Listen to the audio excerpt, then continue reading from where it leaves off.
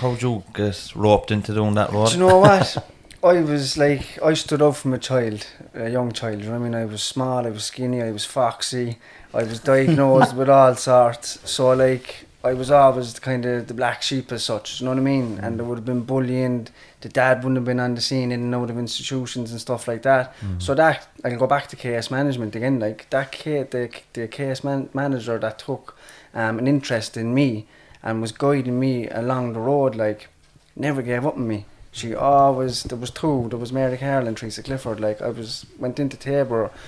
I was a prime candidate for the pilot programme of case management because I presented to the residential with multiple needs, Oh yeah, on that, alright. Can you define case managing for the people that don't know what it is? Case management, a case manager or case management? Both. So a case manager would be the person that a key worker would go to with the clients, and the case management will be an overarching framework of support, bringing in an interagency collaboration piece.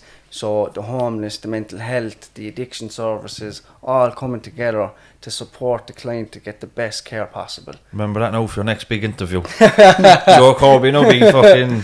But in a nutshell, case management is key working, not just for addiction or the drug use.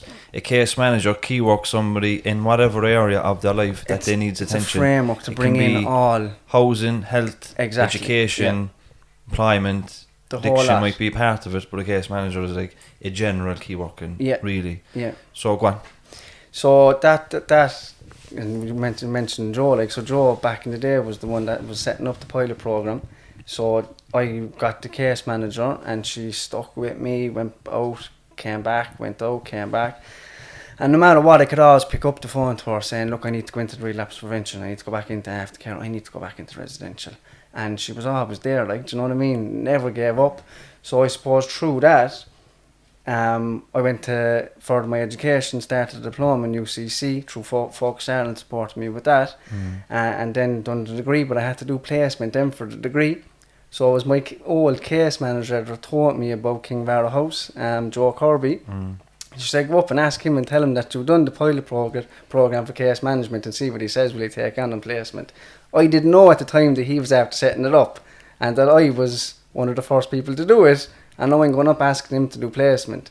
So I went up anyway and I met with Owen Coughlin and Joe Corby and I got placement up there then and they're like, what do you want to do? I said, I just want to support people the way that I was supported through the case management procedure, and sure he was after clicking then who I was.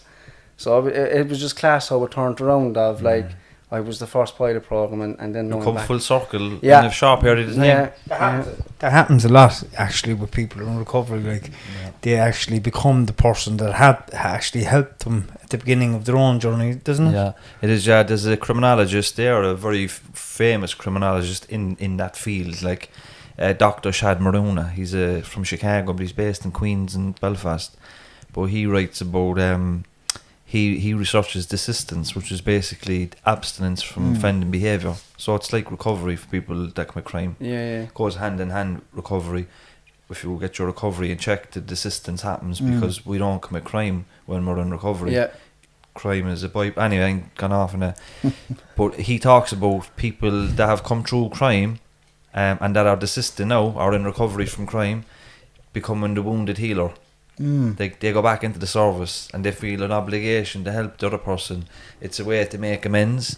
It's a way to build back up the self-esteem. It's a way to right some of the wrongs that we've committed. So it's kind of like that, you know, people in recovery. But there's no better person to know what that person needs then as well. Yeah, because they're after going through it themselves, you know. So it actually makes a lot of sense. It's mad, just after doing full 360, and I try and support people now. I very rarely say no. If someone needs something, I'll go above and beyond to try and give it to them. One of us score there, so okay. It's out the car.